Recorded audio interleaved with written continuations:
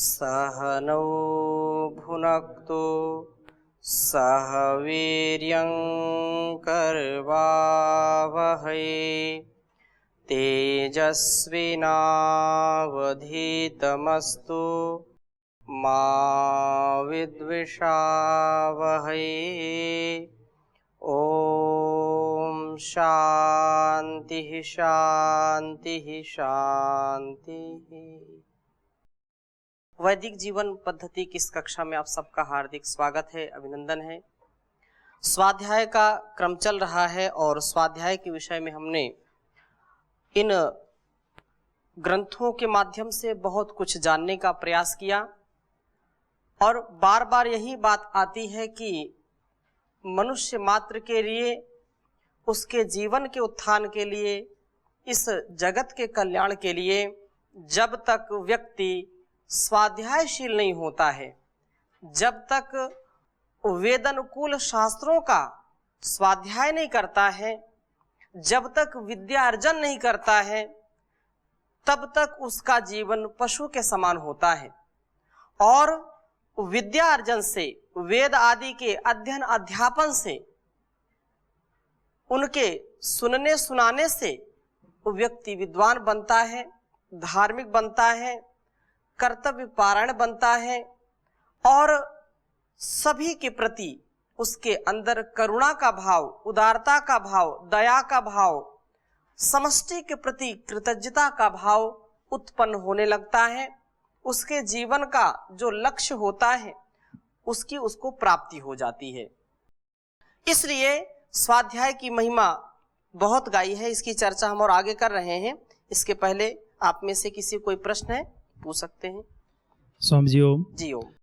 स्वामी जी, जैसे हम स्वाध्याय के अंतर्गत वर्ण व्यवस्था में की बात पढ़ रहे हैं कि जन्म से कोई भी व्यक्ति सवर्ण होता है, तो सवर्ण होता है, तो ये जैसे युग युगांतर से जो चला आ रहा है, ये वंश परंपरा और कुल परंपरा, जैसे इस ये ऐसा जैसे भरत वंशी है, सूर्य वंशी है, अथवा क्षत्रिय कुल में जन्म लिया, जन्म से ही उसका इसका कोई उल्लेख है शास्त्रों में या ऐसे ही चला आ रहा है? ये थोड़ा जानना चाहता हूं। जो भी हम इतिहास पढ़ते हैं, ऐसे जो ग्रंथ पढ़ते हैं जिनमें महापुरुषों की जीवनियां हैं, इस बात को हम जरूर ध्यान में रखें कि ठीक है, एक जिस कुल में व्यक्ति जन्म लेता है, जिस वंश में जन्म लेता है, उसको तो कोई मेट नहीं सकता। हाँ, ये बात जरूर है कि उस वंश में जन्म लेने के बाद उसके जीवन में कैसा उसका आचरण रहा है, कैसा उसका स्वभाव रहा है, उसके अंदर देवत्व का भाव रहा है या असुरत्व का भाव रहा है, वास्तव में स्वाध्याय को जीवन में अपना करके अपने आत्म कल्याण अपना किया और इस जगत का कल्याण किया, या उसने अहंकार में अपने जीवन को बर्बाद किया, अहंकार में आकर के अपने वंश को कलंकित किया। वंश तो वो चाहे वो कलंकित करने वाला जो है संतान हो या उसको कलंक मिटाने वाला संतान हो, लेकिन वो एक व्यवस्था है तो उसका हम अतिक्रमण नहीं कर सकते हैं, वंश को हटा नहीं सकते हैं। जैसे माता पिता के बिना संतान की उत्पत्ति नहीं हो सकती है। अब संतान वो कुपुत्र है कि सुपुत्र है, ये उसके ऊपर निर्भर करता है, उसके गुणकर्म स्वभाव के ऊपर निर्भर करता है। लेकिन जब जब उसका नाम लिया जाएगा तब तब उसके माता पिता का नाम तो उसके साथ जुड़ा ही होता है। इसी प्रकार से जिस वंश परंपरा में जो भी जन्म लेता है, वो चाहे वो उन्नत उसका जीवन रहा हो या अवनति को उसने प्राप्त किया हो, वंश तो रहेगा साथ में। लेकिन वंश उसका पैरामीटर नहीं है, वंश उसका मापदंड नहीं है, उस कुल खानदान का मापदंड नहीं है कि वो कितना महान है, कि ये अमुक कुल वंश में ये उत्पन्न हुआ तो ये महान ही होगा, ऐसा नहीं है। ऐसे कुल में व्यक्ति जन्म लेकर के जो अच्छा कार्य करते हैं, जिनकी कुल वंश परंपरा जो बहुत ही दयनीय थी, उन्नत बना देते हैं, उनका नाम आज हम बहुत गर्व के साथ, गौरव के साथ लेते हैं। कुछ ऐसे वंश जो बहुत उन्नत थे और उनकी संतानों ने उसको जो है मिट्टी में मिला दिया।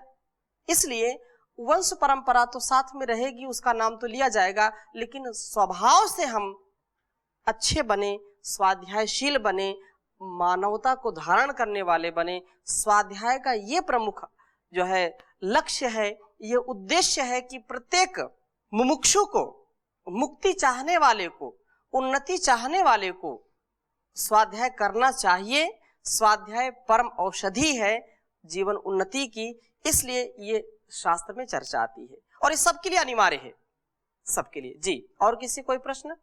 तो आगे हम चल रहे हैं कि स्वाध्याय से ये हमारा जीवन तो अच्छा होता ही होता है, और ये कहा कि ये अनिवार्य है, इसके बिना व्यक्ति का स्वभाव अच्छा नहीं हो सकता है। व्यक्ति पतित होगा, व्यक्ति दुखित होगा, व्यक्ति का जीवन अंधकारमय होगा, अशांतिमय होगा, अविश्वास में सदा वो जिएगा, अश्रद्धा में जिएगा। इसलिए हमारे अंदर श्रद्धा का, विश्वास का, धर्म का ज्ञान उत्पन्न हो और तदनुसार हम आचरण करें, ये प्रमुख उद्देश्य है। तो वेदाभ्यास को परम तप कहा है। जो अध्ययन अध्यापन है, जो स्वाध्याय है, उसको परम तप कहा है। तो महर्षि मनु लिख रहे हैं कि वेदमेव सदाभ्यास से तत्तपस्तप्य तप्यन द्विजोत्तमः वेदाभ्यासो ही विप्रस्य तपः परम इह ओच्यते। कि द्विजोत्तम अर्थात द्विजों में उत्तम बना रहने का इच्छुक प्रत्येक जन, अर्थात जन्म से तो सभी शूद्र होते हैं, जन्मजात कोई जो है किसी भी वर्ण को नहीं प्राप्त करता है।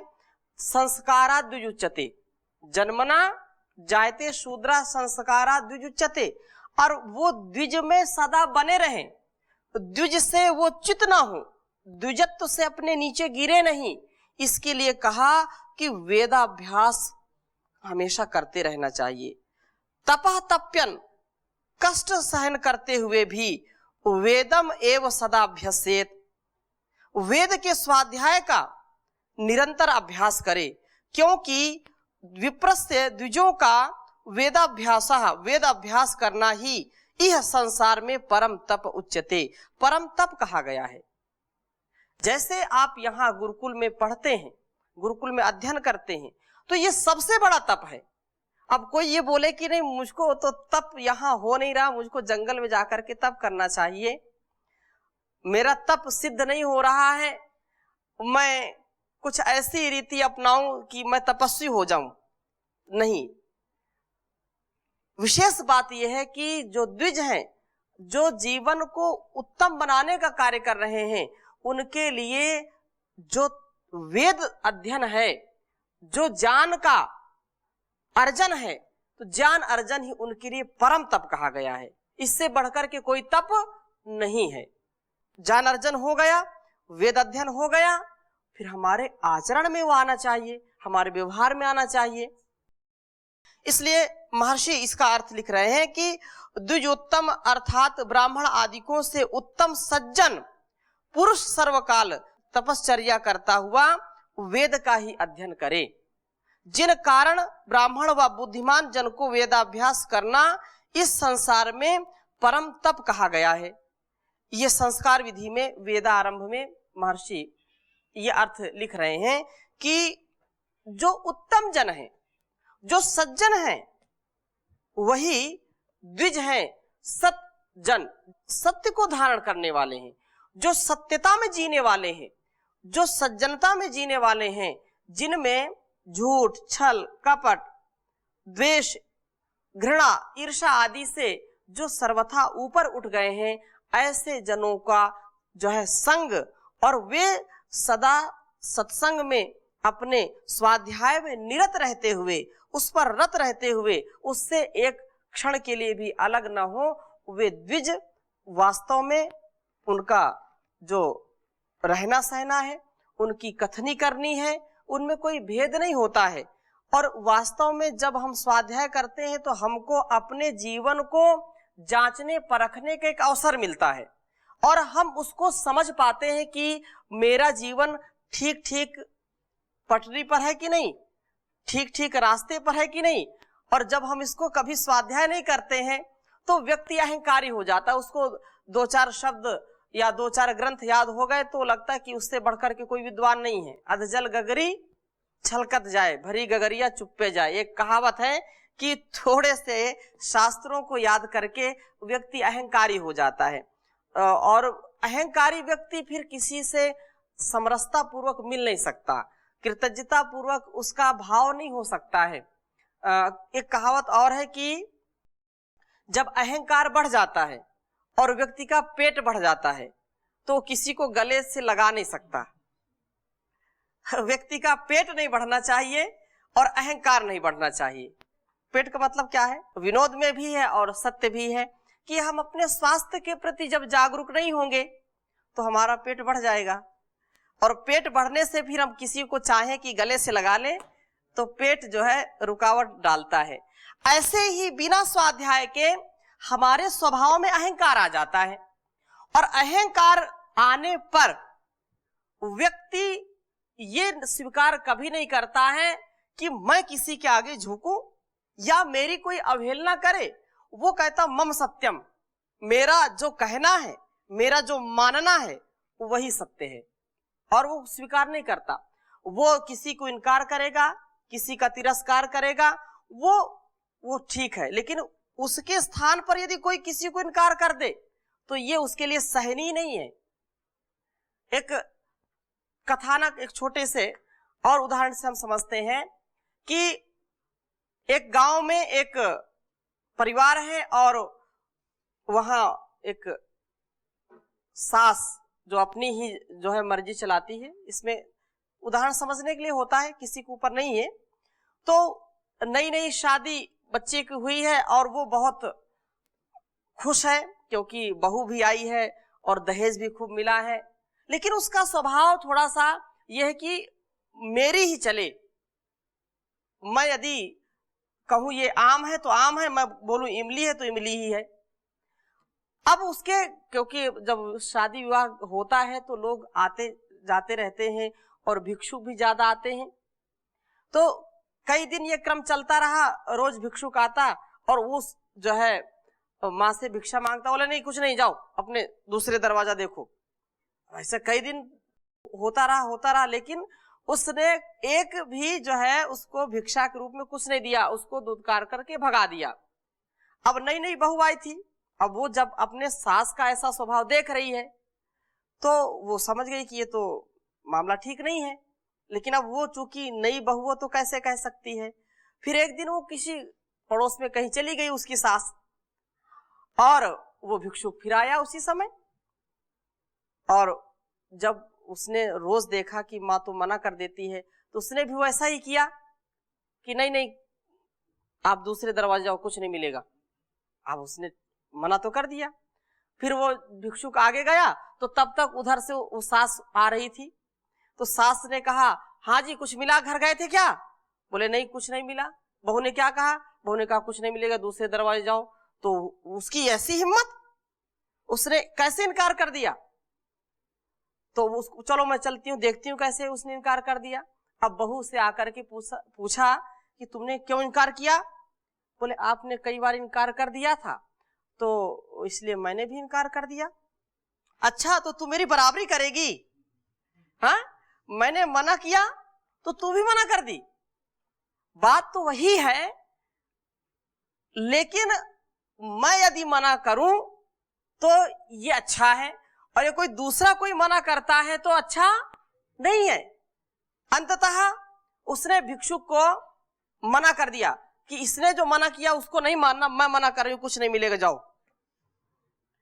तो ये अहंकार व्यक्ति का होता है, और इसको मैं भी अनेक बार व्यवहार में देखता हूं, क्योंकि व्यवहार में यदि कोई व्यक्ति जागरूकता पूर्वक देखता है तो चीजें पकड़ में आती हैं। यदि मैंने कह दिया कि ये अच्छा है तो अच्छा है, और किसी ने कह दिया दूसरे ने कि अच्छा है और मुझसे पूछा नहीं, तो फिर लगता है कि अरे मेरा तो कोई अस्तित्व ही नहीं है, मुझसे तो पूछा नहीं। तो अगर अच्छा भी होगा तो क्या कहेंगे? ये खराब है। ये क्या है? ये छोटी छोटी जो बातें हैं इससे व्यक्ति के स्वभाव की परीक्षा होती है, वो कैसा है। यदि घर से किसी से कोई बात पूछ करके कोई जाता है तो ठीक है, अच्छी बात है, और पूछ करके लेने में कोई बुराई भी नहीं, कुछ पूछ कर जाने में कोई बुराई नहीं है। और यदि वो अच्छा भी काम करने के लिए कोई उद्यत होता है तो जिसको अहंकार होता है उसको सहन ही नहीं होता है। परम पूज्य गुरु जी इस बात को बार बार कहते हैं कि ये हमारी अल्पज्यता का ये प्रत्यक्ष दर्शन होता है कि हम जिससे राग होता है उस राग से युक्त हम उस व्यक्ति में कितने भी दोष हो उसको हम कभी दोषी नहीं समझते हैं, उसमें गुण ही गुण नजर आते हैं। जिससे थोड़ा सा लगाव है, राग हो गया तो उसके राग में उसका जो अवगुण है वो छुप जाता है। और किसी से द्वेष हो गया तो सगुण चीज भी कितनी भी उसमें सैकड़ों गुण हो तो भी जब द्वेष होता है तो उसमें हमको अवगुण ही नजर आते हैं। ये हम ऐसा चश्मा पहन लेते हैं राग और द्वेष का कि सदोष चीजें, जब हम राग का चश्मा पहनेंगे तो हमको लगेगा कि नहीं नहीं राग है तो ये अच्छा है, जो भी करता है वो अच्छा ही है। और अगर द्वेष का चश्मा पहन लिया तो अच्छा भी करता है तो हमको बुरा लगता है। ये कब समझ पैदा होगी, कब हमारे ज्ञान चक्षु खुलेंगे, तो उसका एक बहुत बड़ा साधन है स्वाध्याय। वेद आदि शास्त्रों को, धर्म ग्रंथों को हम पढ़ें पढ़ाएं, ऐसी रीति से, ऐसी नीति से अपने बच्चों को सुशिक्षित करें जिससे वो कभी भटके नहीं, कभी उलझनों में अटके नहीं, कभी दुर्गुण दुर्व्यसन और दुर्व्यवहारों में फंसे नहीं, सदा हंसते रहें, मुस्कुराते रहें। उसके लिए हम स्वाध्यायशील हों और अपने संतानों को भी स्वाध्याय से युक्त करें। ये ऋषियों की परंपरा बहुत उन्नत है। ऋषि राम चरितम सत्यम महाजनो येन गतासा पंथा, ये बहुत सोच विचार करके ऋषियों ने इसको बनाया है। तो इसी बात को और आगे कह रहे हैं कि वास्तव में वेदाभ्यास बहुत आवश्यक है। और कोई भी हो, आहैव सा नखाग्रेभ्यः परमं तप्यते तपः यह सर्गव्यपि द्विजोधीते स्वाध्याय शक्तितोन्वहन्। जो द्विज, इसको एक बार लिख लीजिए, बहुत अच्छा है। आहैव सा नखाग्रेभ्यः परमं तप्यते तपः यह सर्गव्यपि द्विजोधीते स्वाध्याय शक्तितोन्वहम्। आहैव सा नखाग्रेभ्यः परमं तप्यते तपः यह सर्गव्यपि द्विजोधीते स्वाध्यायः शक्तितोन्वहम्। तो ये बड़ी बात कह रहे हैं कि जो द्विज अर्थात जो सज्जन, जो श्रेष्ठ जन माला धारण करके अर्थात गृहस्थ होकर के अनुअहम प्रतिदिन, देखो जो गृहस्थी है उसके लिए भी एक यहाँ पर उपदेश कर रहे हैं। गृहस्थी को भी शक्तितः स्वाध्यायम अधीते, पूर्ण शक्ति से अर्थात अधिक से अधिक प्रयत्न पूर्वक वेदों का स्वाध्याय जो करता है वह आनखाग्रेभ्यः हा एव निश्चय ही पैरों के नाखून से अग्रभाग तक अर्थात पूर्ण परमं तपः तप्यते, परम तप करता है। ये उन गृहस्थियों के लिए एक बहुत बड़ा संबल दे रहे हैं, उपदेश दे रहे हैं, ये संदेश दे रहे हैं ऋषि कि गृहस्थी को भी, जो हमने पहले श्लोकों को पढ़ा वो तो ठीक है, एक गुण विशेष, एक वर्ग विशेष को बता दिया, लेकिन गृहस्थी को भी, जो इस संसार में गृहस्थ आश्रम को चलाने वाले हैं उनको भी स्वाध्याय करना चाहिए शक्तितः, शक्ति का ध्यान रखते हुए, अर्थात उनकी गृहस्थी बिगड़े नहीं और जितना वो हो सकता है वेद आदि शास्त्रों को पढ़ें, सुने, सुनाएं, जिससे उनके जीवन में जो समस्याएं आती हैं उनका समाधान हो सके। और ये तप उनके लिए बहुत बड़ा तप है। गृहस्थी में रह कर के भी बहुत ऐसे लोगों को हम जानते हैं, परिचित हैं कि वे सतत स्वाध्यायशील हैं। उनको सारे कार्यों से जब फुर्सत मिलती है तो जरूर, चाहे गीता पढ़ें, रामायण पढ़ें, चाहे दर्शन पढ़ें, चाहे उपनिषद पढ़ें, चाहे सामर्थ्य और है तो वेद आदि शास्त्रों के भाष्य को पढ़ें, लेकिन पढ़ते हैं जो, उनकी गृहस्थी कभी बिगड़ती नहीं है, वो संतुलित रहती है।